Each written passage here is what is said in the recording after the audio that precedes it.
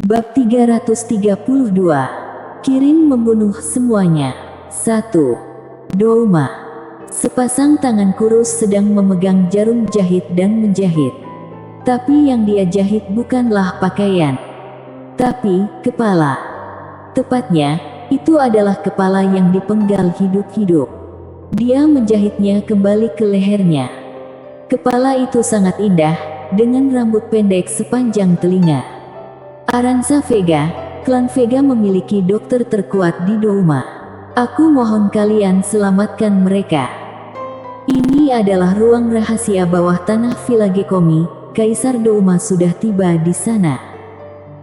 Melihat situasi yang menyedihkan di Villa Gekomi, wajahnya menjadi pucat. Ke-10 Celestial Dewa dibantai. Terlebih lagi, kematiannya sangat menyedihkan. Rasanya seperti diserang binatang aneh. Ini adalah pasukan kuat di keluarga kerajaan. Bahkan jika bertemu dengan binatang aneh biasa, mereka masih bisa memberi perlawanan. Mungkinkah mereka bertemu binatang aneh tingkat tinggi? Tidak, tidak. Itu manusia yang membunuh Putri Suci Douma. Seorang dari negara Al-Sutra. Aku akan mencoba yang terbaik. Tangan kurus itu terus menjahit. Tangan-tangan ini adalah tangan seorang wanita yang seluruh tubuhnya diselubungi cadar hitam. Wajahnya juga ditutupi kain kasa hitam. Hanya dua matanya seperti air musim gugur dan dahi halus yang terlihat. Hal ini sangat kontradiktif. Dilihat dari matanya, dia seharusnya wanita yang masih sangat muda. Tapi kalau dilihat dari kedua telapak tangannya yang kurus dan kuning, dia tampak seperti wanita tua yang sudah sekarat. Pada saat ini, ada tatapan serius di mata seperti musim gugur itu. Meskipun klan Vega memiliki keterampilan peknobatan yang tak tertandingi, tapi menghidupkan orang mati seperti berusaha naik ke langit. Namun, karena itu adalah perintah dari Kaisar, dia pasti akan mencoba melakukan yang terbaik. Tapi bahkan jika dia mencoba yang terbaik, dia mungkin bisa menyelamatkan paling banyak 2 atau 3 orang. Terutama, karena tubuh mereka rusak parah. Sungguh seorang prajurit dari negara Al-Sutra, apa dia pikir Douma tidak bisa apa-apa? Beraninya dia datang ke Douma untuk membunuh orang Douma. Segera hubungi Millennium keluarga kerajaan. Kaisar Douma sangat marah. Klan Joran. Saat ini, seluruh klan Joran dipenuhi mayat dan darah mengalir ke sungai. Mayat anggota klan Joran yang tak terhitung jumlahnya sudah menjadi dingin. Satu-satunya yang masih hidup adalah beberapa elit teratas dari klan Joran. Ayah ibu. Melihat Osval tertusuk pedang, Liora langsung menangis. Namun, saat itu juga, Osval, yang seharusnya sudah mati, tiba-tiba melompat dan bertransformasi jadi binatang. ROAR. Dia mengaum, meraih bilah pedang yang ditusukkan ke tubuhnya dan mematahkannya. Dang dang dang. Bilah pedang itu semuanya patah. Hati-hati, dia sudah berubah jadi monster. Orang-orang dari kedua klan terkejut. Mereka sempat lengah, sehingga Osval bisa membunuh lebih dari selusin orang. Kekuatan bertarung wujud transformasi binatang setidaknya 2 kali lipat dari sesama master. Saat ini, Osval seperti seekor harimau yang lepas dari kandangnya, tak terhentikan. Dia harus balas dendam pada para bajingan ini. Balas dendam untuk klan dan istrinya. Kita baru saja mengaktifkan darah binatang, ini bukan saatnya gegabah. Saat ini, anggota klan Bane juga mulai berubah menjadi binatang buas. Keluarga kerajaan memiliki prajurit yang bisa berubah jadi binatang aneh. Lagi pula, dengan warisan lebih dari 500 tahun, betapapun kecilnya peluang untuk berubah menjadi binatang, masih akan ada beberapa orang beruntung yang lahir. Ini adalah orang yang sudah membangkitkan darah binatang buas. Seekor singa dan harimau bertarung bersama.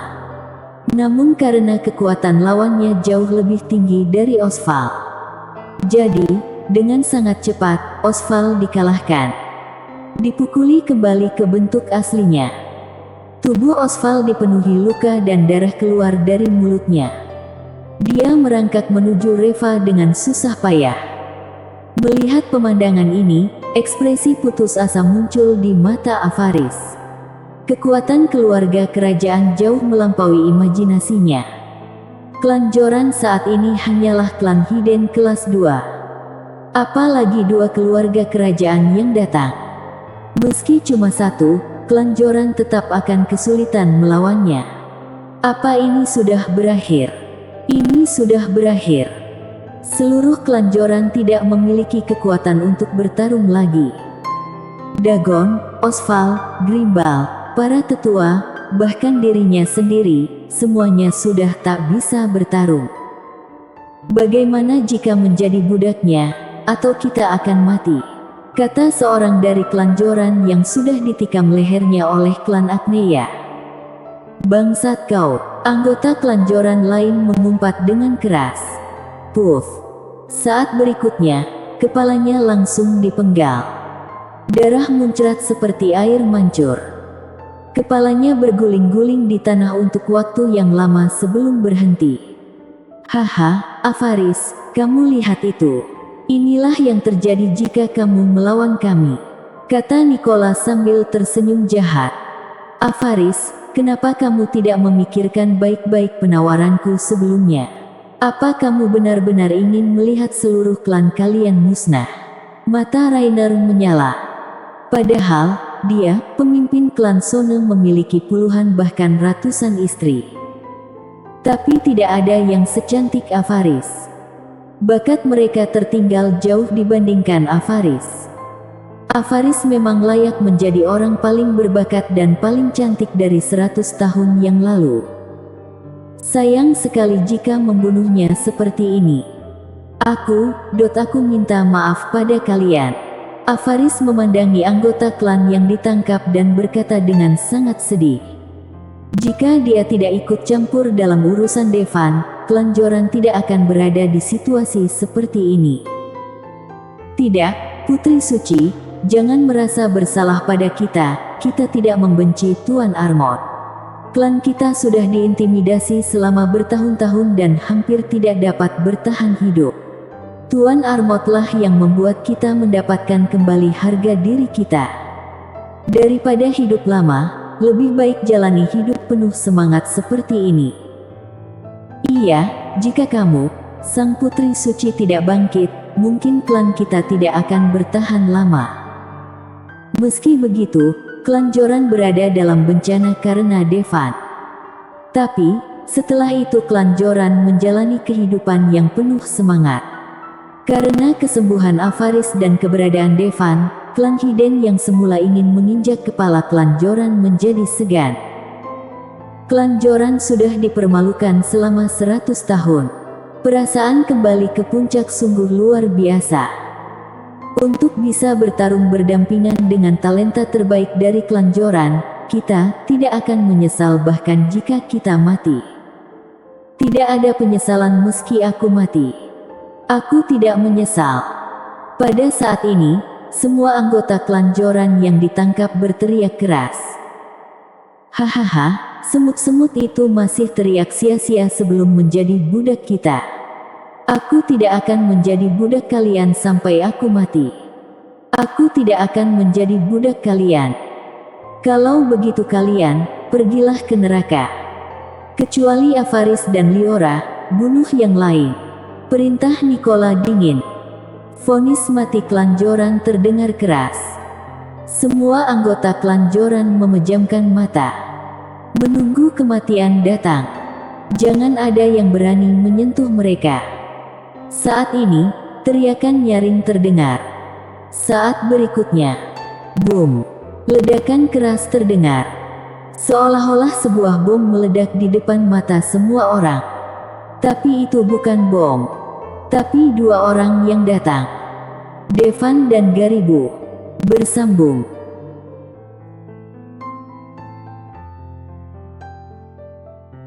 Bab 332.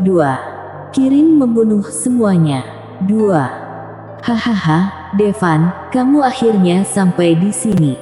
Hari ini aku akan memakamkan kamu bersama anakku. Nikola memasang ekspresi garang di wajahnya. Matanya dipenuhi dengan niat membunuh. Saat melihat mayat orang kelanjoran, mata Devan memerah. Dia masih ingat beberapa hari yang lalu, dia minum dan mengobrol dengan orang-orang dari kelanjoran. Mereka memujanya sebagai dewa. Namun kini, mereka sudah menjadi tumpukan mayat. Apalagi jenazah seorang anak yang berada tak jauh dari situ membuat amarah Devan membludak. Nama anak ini adalah Mini Joran, semua orang memanggilnya tikus kecil. Meski usianya baru 5 tahun, ia sangat berbakat. Devan pun memberinya bimbingan khusus. Devan, kamu sangat kuat. Saat aku besar nanti, aku akan menjadi prajurit sekuat kamu. Mata Mini penuh kekaguman. Bajingan dari keluarga kerajaan ini bahkan tidak ragu membantai anak-anak. Kalian semua akan mati. Wajah Devan memerah. Aura yang sangat kejam mengalir langsung dari kepalanya. Devan langsung berubah jadi binatang aneh. Ini adalah transformasi keduanya tanpa dirangsang oleh seorang wanita. Pertama kali adalah ketika membunuh leluhur. Kali ini karena kemarahannya. Kemarahan yang tak ada habisnya. Sesudah berubah menjadi binatang aneh, Devan langsung bergegas menuju Nikola. Kecepatannya sungguh menakutkan. Nikola terkejut. Nikola, hati-hati, dia sudah bertransformasi. Ekspresi Rainer berubah pucat. Sesudah terkejut, Nikola kembali menenangkan diri. Memangnya kenapa kalau dia sudah bertransformasi? Aku dari keluarga kerajaan, bawakan aku senjata. Teriak Nikola dengan marah. Saat berikutnya, dia mengambil tombak dengan lingkaran emas dari bawahannya. Senjata bintang. Jelas sekali, tombak ini adalah senjata bintang klan Agneya. Senjata bintang yang lebih kuat dari pedang naga api. Ini adalah senjata bintang 2. Bisa membunuh Celestial sempurna dengan mudah. Senjata bintang 1 bisa membunuh Celestial biasa, senjata bintang 2 bisa membunuh Celestial sempurna. Sebelumnya, saat Nikola menyerang klan Joran, dia sama sekali tidak menggunakan tombak emas tersebut.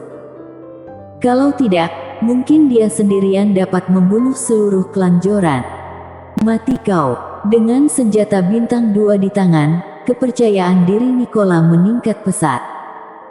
Bahkan jika dia bukan seorang prajurit yang berubah jadi binatang, dia tidak takut pada Devan. Terima seranganku. Nikola seperti naga yang keluar dari laut, dia menusuk langsung ke arah Devan. Kemanapun ujung senjata lewat, ruangan bergetar.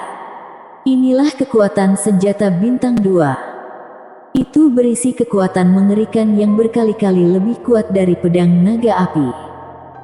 Sebelum tombak datang, aura tajam yang mematikan sudah memenuhi udara. Hanya aura tajam saja sudah terasa seperti hendak merobek tubuh orang-orang. Saat ini, orang-orang yang dekat dengan Nikola buru-buru mundur jauh. Takut terpengaruh oleh aura tajam yang menakutkan ini. Menghadapi tombak Nikola yang menakutkan, Devan mengulurkan cakar Kirin dan menamparkan ujung tombak itu. Adegan ini membuat mata semua orang terbelalak. Itu senjata bintang 2. Apalagi Nikola juga merupakan Master Celestial Dewa. Kekuatan serangannya tidak ada duanya. Bahkan jika Devan adalah seorang prajurit yang berubah jadi binatang, Devan seharusnya tidak akan mampu menahan serangan ini dengan tubuhnya saja. Saat saling beradu tampak Devan akan langsung tertusuk tombak. Tubuhnya juga akan tertusuk tombak. Tapi pada akhirnya, apa ini? Akhirnya, cakar Kirin dan tombaknya bertabrakan. Namun, telapak tangan Devan tidak tertusuk seperti yang mereka duga, tapi menahan tombaknya. Saat berikutnya, Devan meraung. Telapak tangan mendorong ke depan dengan gila-gilaan. Klang, klang, klang. Mulai dari ujung tombak, bilah emasnya meledak inci demi inci. Hanya tersisa yang dipegang Nikola. Mengerikan. Semua orang tercengang. Bukankah ini terlalu mustahil? Menghancurkan senjata bintang 2 dengan tangan kosong. Nikola belum sempat bereaksi tapi Devan sudah ada di hadapannya. Nikola tanpa sadar mengeluarkan 2 tangan untuk menahan Devan di depannya. Puff! Devan mencakar. Kedua lengan Nikola seperti dipotong oleh pisau tajam, langsung pecah menjadi beberapa bagian. Ah! Tanganku! Nikola menjerit kesakitan. Namun tak lama kemudian, dia tidak bisa berteriak lagi. Sebab, ada cakar yang menutupi wajahnya. Saat berikutnya, cakar binatang itu mengepal. Kepala Nikola meledak seperti semangka jatuh dari ketinggian. Adegan ini merangsang saraf semua orang. Nikola adalah tetua keluarga kerajaan. Memiliki kekuatan setingkat celestial dewa. Tak disangka, kepalanya mudah remuk. Kalau tidak tahu seberapa kuat Nikola, mungkin akan menganggapnya sebagai pejuang biasa. Sesudah membunuh Nikola, Devan terus bergerak dan bergegas menuju tetua bintang 2 yang baru saja menyerang Avaris. Tetua itu langsung menelan ludahnya. Hanya ada satu pikiran di benaknya, kabur. Dia tidak peduli lagi dengan harga diri atau martabat keluarga kerajaan. Tapi, baru saja kabur sejauh 100 meter, sosok merah menyala menyusulnya. Berlari di sampingnya. Dia memiringkan kepalanya dan menoleh.